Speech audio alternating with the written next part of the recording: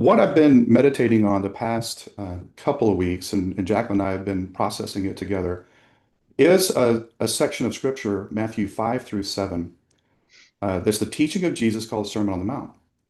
And it is such a powerful teaching that I'm taking it just a piece at a time. But uh, let me begin by describing a little bit of the history of the 12 steps and where Bill W. got the 12 steps, because I think you're going to see some harmony and some inspiration with what we talk about today from the teaching of Jesus and what we see in the 12 steps. So Bill W. had a friend named Ebby. That was his nickname. And Ebby was an alcoholic just like Bill was. And Ebby got in touch with this group called the Oxford Group. The Oxford Group was a network of groups that were started by a certain missionary, and they were very different from the time.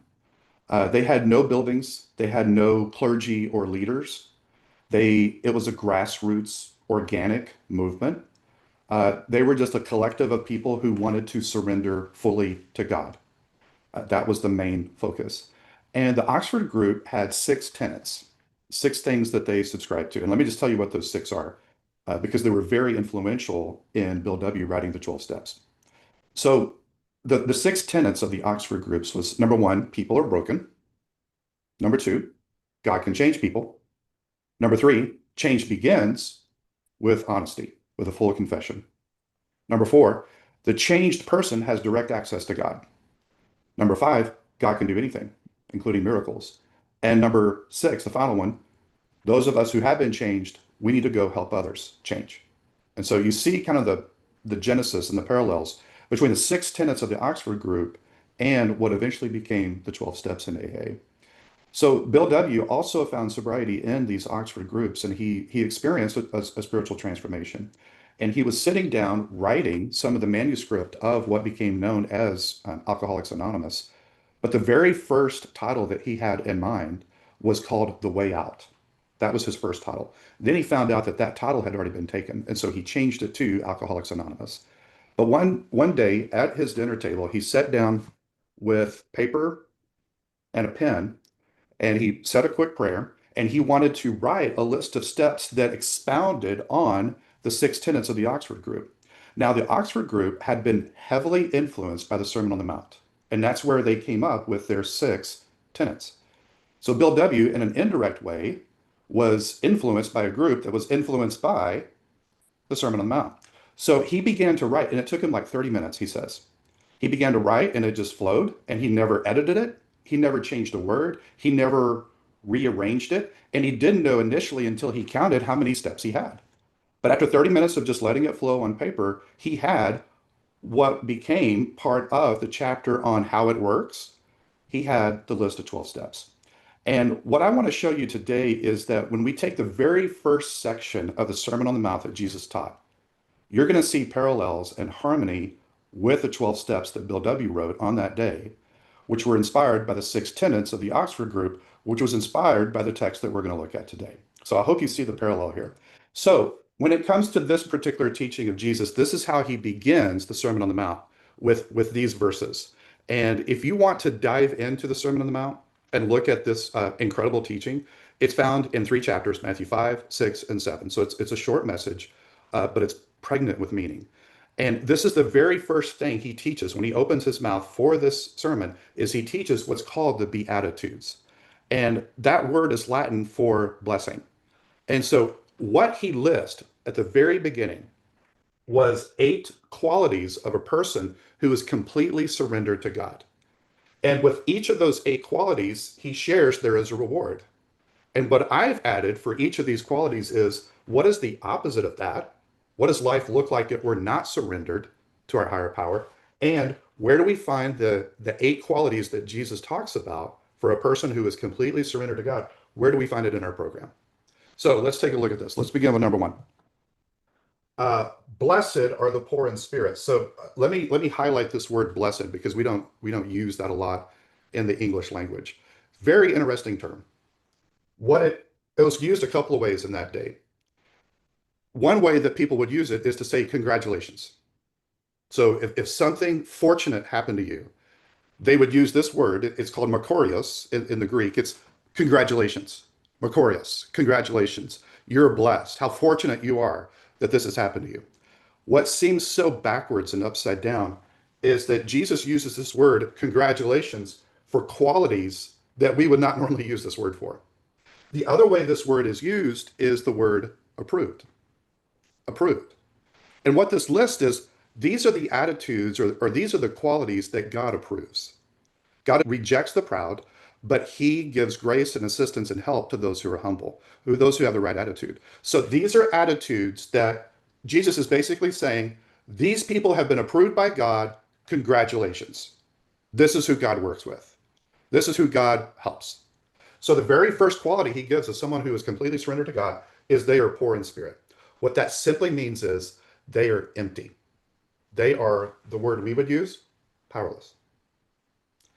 They are broken.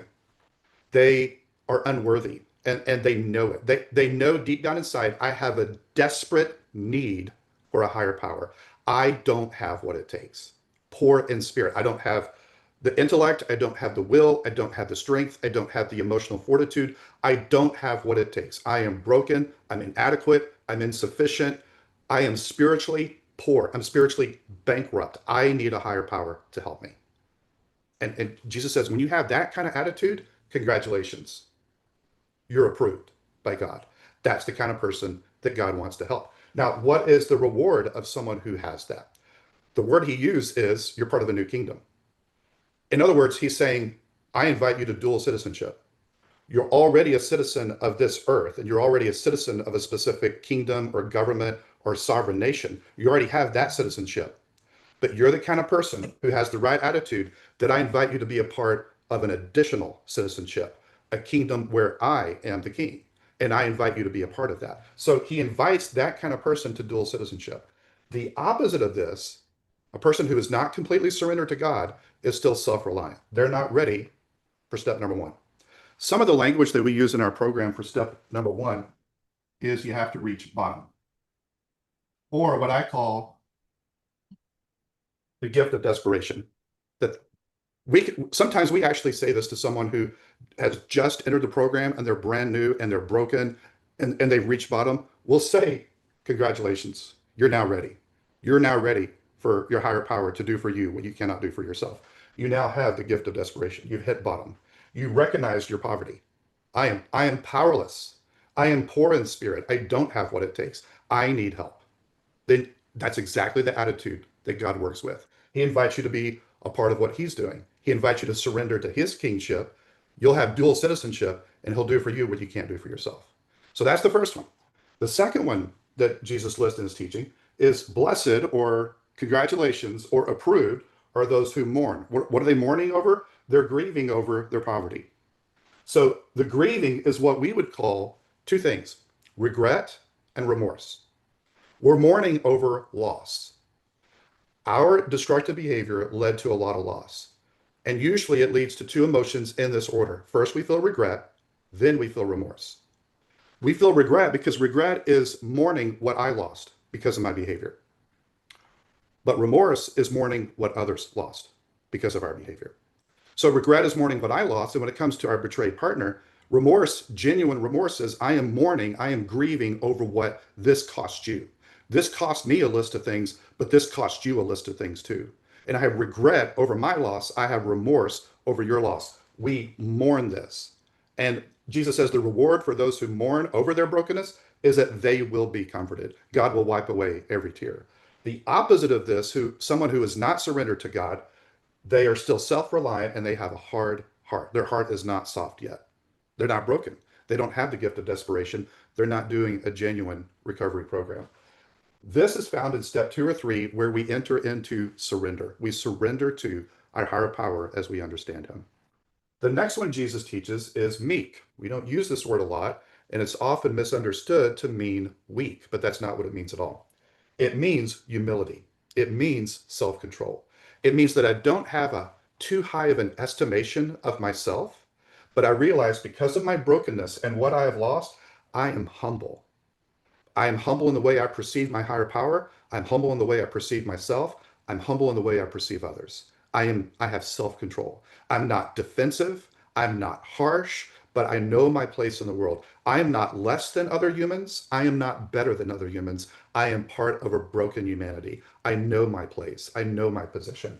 I am meek. I am humble in my estimation of myself. And what Jesus says, that kind of attitude, the reward for that, for those who are humble, for those who are meek, is he used the word inheritance. In other words, I adopt them. They are part of the family. The only people who inherit something are kin. So he's saying, you're now part of a family. I have adopted you because you have the right attitude. You are broken, you are grieving your loss, and you are humble in the way you see yourself. Welcome to the family. Dual citizenship, and now you're part of a new family. The opposite of this would be pride, stubbornness, ego, entitlement. All these would be the opposite of what Jesus is talking about, a humble, self-controlled, meek view of self. This is found in step 4 or 5, where we have the humility to admit, to make a list, an inventory of everything we've done wrong, and to openly admit that to God, self, and one other human, which takes a tremendous amount of humility to do that. And we have to sacrifice our pride. Now, the fourth one he talks about is blessed, or congrats, approved, happy is another word for blessed. Happy are those who now hunger for doing the right thing. This is their number one passion. This is their number one drive. They hunger for this. They thirst for this. They want to do what's right. And he says the reward for those who have this attitude is that they will be satisfied. They will be fulfilled. If you think about during our addictive behavior, we were completely selfish. And if you think about the appetite, the desire, the hunger, the thirst that we had during our active addiction was lust. And no matter how much we consumed, no matter how we acted out or how much we acted out, it was never satisfied. It was never fulfilled. It just escalated. It just grew. It just fed itself. And what God is saying here is if we let go of the selfishness, and if we take that hunger and that thirst and that desire, and it is now focused on doing what our program calls the next right thing.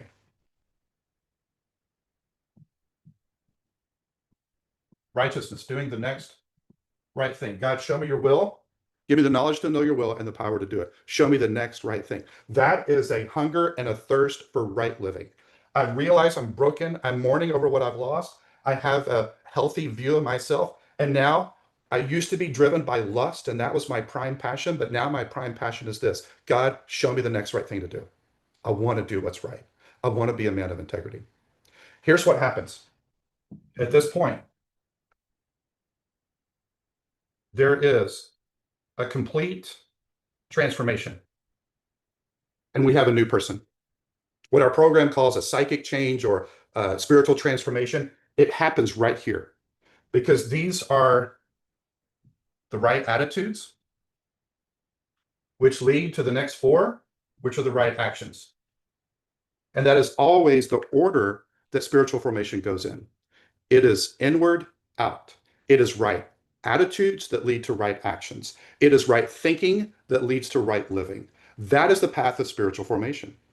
And so when we have the right attitudes where we are broken, we are humble, we acknowledge our powerlessness, we surrender to God, we grieve over what we've lost, we have regret for what we did and remorse for what we've cost our partner and those around us, and we have a humble view of ourselves, and we're not defensive and worried about our rights, and we're not full of pride.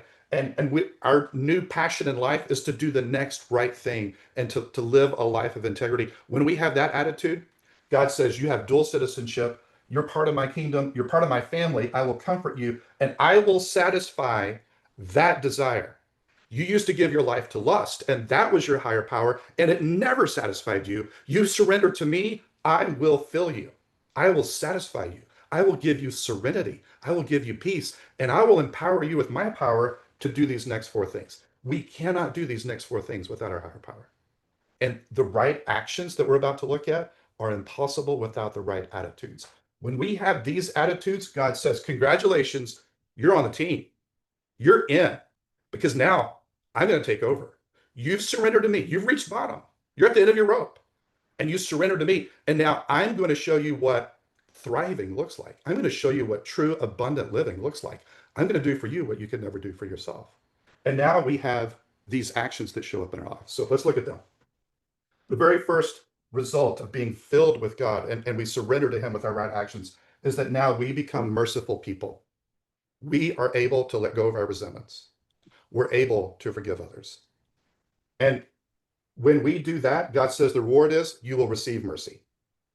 If you're merciful, if you're in touch with your brokenness, then there's no way you're going to refuse to forgive someone else. If you're struggling with resentment, which is the opposite of this quality, that resentment is indicative that you still have all of these attitudes right here. You have not done a true program. You have not fully surrendered to God, and you're not in touch with your own brokenness. Because if you were in touch with your brokenness and the debt that we have towards God, then you wouldn't insist that that person who wronged you, that you collect their debt.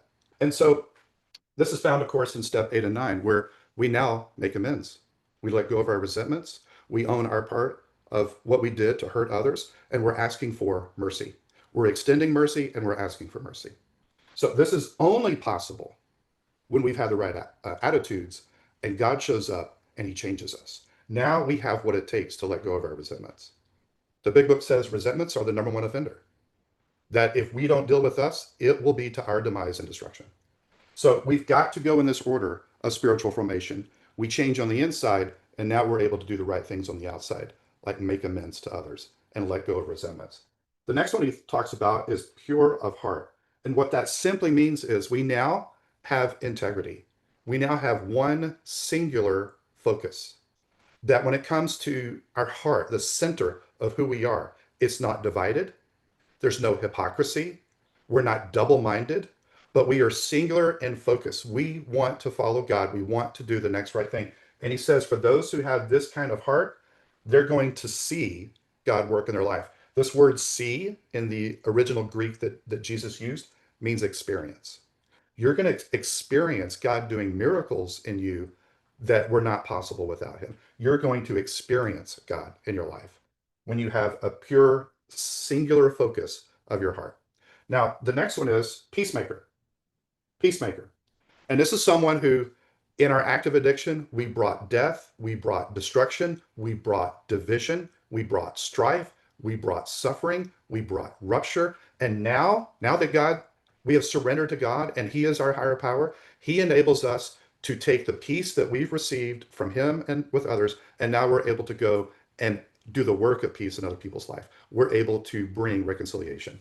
When we do that, He says, you are a child of God. What that simply means is that is a phrase that is similar to me saying, you look just like your dad. You resemble your dad. He says, you'll be called a son or daughter of God. What he's saying is, you will look like God. You will resemble God. You will be partaking in His character. That He came to bring peace, and when we make peace with others, we look just like Him. We look like our dad. We resemble Him. The opposite of that is destruction. So if we're still abusing our partners, if we're still causing death, destruction, rupture, division, then we have got to go and we have got to cultivate the right attitudes of brokenness and being in touch with our brokenness, of mourning over what we've lost and what our partners have lost, of killing our pride and humbling ourselves and having an accurate view of ourselves. And our number one chief purpose in life is to do the next right thing. And then God will empower us to bring peace to our partners, to reconcile, to bring healing, to show up with softness and tenderness and love and patience and kindness. This is flowing from God. This is not from white knuckling. This is not from trying harder. This is from having a spiritual transformation where God changes our very heart and the way that we think. We come to Him with the right attitudes, and He's the one that brings the right actions. The last one is that we will be persecuted because of our commitment to do the next right thing. What that simply means is this. When we decide that we're going to follow this way of living, we will no longer fit into our culture. We will be misfits. And when we do the right thing, it exposes those around us who aren't doing the right thing. And they're not going to be happy about it. And they're going to persecute, which means reject. It means to slander. It means to ostracize. That's what we're going to experience when we do the right thing. The opposite of that is to continue to conform to the man box, our culture, socialization, the conditioning that our world has given us. When we continue to conform to that, then God says, I reject you. You're not on my team. I want you on my team, but you've got to get the right attitude. So here's the deal. We're going to be rejected either way. We're either going to be rejected by the world or we're going to be rejected by God. When we do what's right, God approves and he helps. When we do what the world says, they approve and they accept us. So here's what I'm saying. Men, you want to be normal? You want to be normal in our culture? Then objectify women, be full of pride, be out of touch with your emotions, be full of anger, be full of male entitlement, and be competitive and be cutthroat and be out of attunement with your emotions. That's normal. You want to be a freak? Keep your pants on, be devoted to your partner and her only, sacrificially love her, be ridiculously honest and transparent with her, and grow in emotional intelligence. That's a freak. That's no longer conforming to the man box. That's subversive. That's an alternative way of being human. And that's exactly what Jesus is offering here. It's radical, it's subversive, it's unheard of, and you will be a misfit if you follow this way. So, what he's saying is, congratulations. If you follow this way of life, you're approved. That how fortunate you are that you're going to be on God's team, that you're part of his rule and his reign. You've now surrendered to a higher power and you're part of his rule in your life. And he's going to help you do what you never could have done by yourself. So, just a few observations about these 8 qualities. Number one, this is true recovery. These are the 12 steps. And when you put them all together, you are not going to be like other people. You're not going to conform to the expectations of our culture. You will be living a very different way of life. This is true recovery. If you're still self-reliant and leaving God out of your life, if you're still hard-hearted and full of pride, if you're still selfish and doing the right thing is not your chief ambition, if you're still full of resentment in your heart, especially towards your partner, if you're still deceptive and living a duplicitous life with secrets, if you're still abusing your partner and being harsh with her, and if you're still conforming to the man box, you're not doing a true program. You're not following the steps that are in harmony with the qualities of someone who has completely surrendered their will and their life to the care of their higher power. Number two, if you surrender, all of these will be present. God will produce all of these in your life. Number three, none of these are natural. You can't achieve these by trying harder. You achieve these by giving up. You achieve these by surrendering. Only our higher power can produce these things. We can't manufacture them on our own. And number four, if you live like this, you're not going to fit anymore. You're going to be a freak. Men, you're not going to fit into the man box anymore. It won't fit you anymore. You're going to go against the grain when it comes to what our culture expects. So, when Jesus gave this teaching, he begins with these 8 qualities, his Sermon on the Mount. He ends his sermon with this phrase: anyone who practices what I'm teaching will build a life that can never be destroyed. So if you want a solid life, he says, practice, practice, get your reps in, practice having this attitude that get in touch with my brokenness, mourn over what I've cost myself and others, be humble in my estimation of myself, and focus on doing the next right thing. And when we do that, God will show up. He'll help us let go of our resentments. He'll give us a pure heart that just wants to follow him. He'll help us bring peace into our home, into our relationships, and we will be rejected by the world because we no longer fit its mold. That's what Jesus is teaching here, to practice these things as a way of life. When Jesus showed up on the scene and he taught these things, he wasn't calling people to become Christians. He wasn't creating some kind of new religion or something like that. He was calling people to a new way of life, a new way of being human. He embodied the way, he showed the way, he lived out all of these things, and he's telling us in this message that this is the way to live, that this is blessed. Congratulations. You're so fortunate. You're approved. You're welcomed by God. You are part of his hidden kingdom, and now you've been adopted into his family. He considers you to be a beloved son or a beloved daughter, and he wants to live through you, and he wants to take your right attitudes, your surrender, and he wants to turn it into service. He wants to turn it into action.